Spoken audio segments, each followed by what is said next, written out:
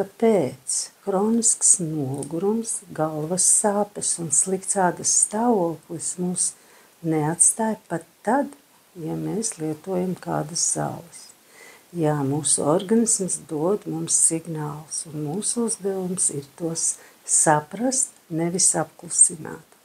Holistiska pieeja veselībai ir, kad mēs uz cilvēku skatāmies kā uz veselumu un ārstējam nevis vienu orgānu vai simptomu, bet pieejam visai sistēmai.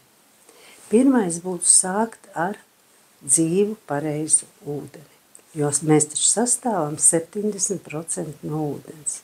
Mūsu smadzenēs ir 80% un asinīs 90%.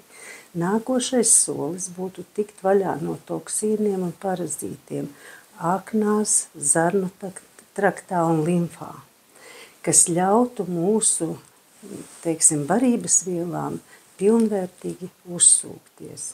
Pēc tam mēs organismu pabarojam ar vitamīniem, minerāliem, aminoskābiem un neaizstājamām taukskābēm. Protams, mēs neaizmirstam par stresu, miegu, kustībām un mentālo veselību, jo mēs viss tas ir kopumā saistīts.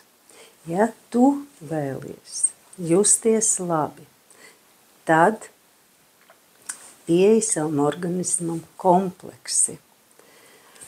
Un, ja vēlies patiesi ilgstoši saglabāt savu veselību, tad atceries, ka tava veselība ir tavās rokās, un es esmu šeit, lai tev palīdzētu. Sazinies ar mani personīgi.